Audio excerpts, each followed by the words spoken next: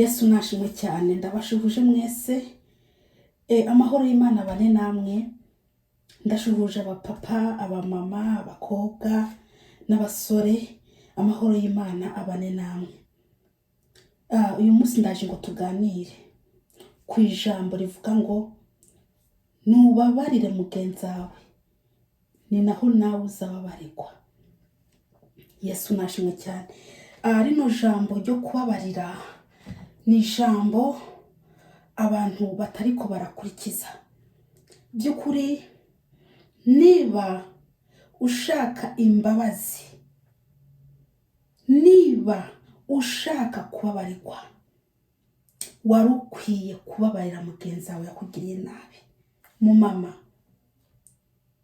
urashobora kuba ufite umuntu yakubabaje mu buzima bwawe, by'ukuri akaba yarakubabaje, ariko noneho kugira ngo uze wigire mu ijuru mubabarire, ndakwinginze umutima wawe urababaye, ariko noneho uwo muri gikomere ni Kristo. Babarira uwo muntu yakugiriye nabi. By'ukuri benshi ntabwo barimo barashaka kubabarira ababagiriye nabi. Mukobwa, urashobora kuba ufite umuntu yakubabaje mu buzima, ariko noneho mubabarire. Yesu Kristo arimo arashaka ngo tubabariranire, niho natwe tuzababarirwa. Ariko mu gihe utarafungura umutima wawe ngo ubabarire uriya yakugiriye nabi, nawe ntabwo wababarirwa n'Imana. Rero mupapa nawe musore, by'ukuri namwe murashobora kumufita abababaje, ariko noneho babarira babagiriye nabi, kugira ngo na Yesu Kristo nawe ababarire. Erega nta kuntu woja gusaba Imana imbabazi mu gihe nawe wanze kubabarira mugenzi wawe. Babarira kugira ngo nawe ubabarirwe. Reka ndakubwira, wanze kubabarira wakugiriye nabi, umenye ko nawe uri muri buha, kuko ntushobora kuja mu ijuru hari umuntu wanze kubabarira. Ariko mu gihe umubabariye nawe urabohoka, bituma Imana ikubabarira.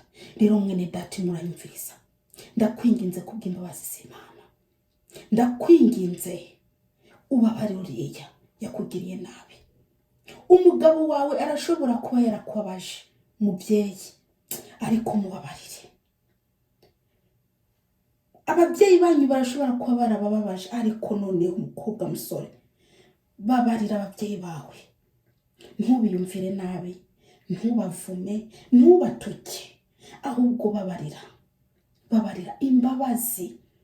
Imbabazi zirakenewe kuri buri muntu wese. Urashobora kuba umubitse umutima wawe, ariko uri kurigira nabi.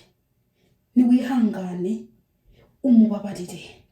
Babarira, fungura umutima wawe ubabarire uwakugiriye nabi. Iyo utabariye uwakugiriye nabi, uca usanga ugumana ibitekerezo bibi muri wowe, umutima wawe ugumana ibikomere. Ariko mu gihe wamubabariye, by'ukuri uratuza. Yesu Kristo nawe arakomora ibikomere mu gihe nawe wababariye mugenzi wawe. Kirazira kuvuma uwakugiriye nabi, kirazira kumwaturaho amagambo mabi, ahubwo numwatureho amagambo meza, umuhesha umugisha. Imana yo mu ijuru nayo ibona ukuntu izaguha umugisha. By'ukuri nitubabariranire, niho na papa wo mu ijuru azatubabarira. Buri muntu areka aranyumviriza, we uri muranyumviriza, fungura umutima wawe ubabarire mwene so yakugiriye nabi.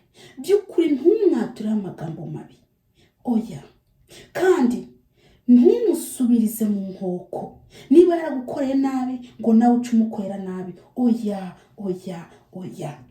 Abana b'Imana ntagaruka ngo kubarezwe, ntagaruka barezwe rwose, oya. Niba kugiriye nabi, we ntumugire nabi. Mwami Yesu nabagiye neza. Iyi yari message yawe mu mama, yari message yawe mu papa, uwe musore nawe mukobwa, yari message yawe. nimubabariranire, ni naho na so mu ijuru azabagira imbabazi.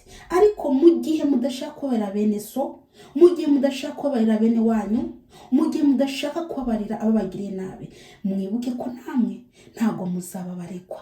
Umwami Yesu nabagiye neza, kandi Umwami Yesu nabahe kubabarira bagenzi banyu, kandi Umwami Yesu nabomore ibikomere biri mu mitima yanyu mwatejwe n'ababagiriye nabi. Umwami Yesu nabane namwe mu izina rya Yesu Kristo. Amen.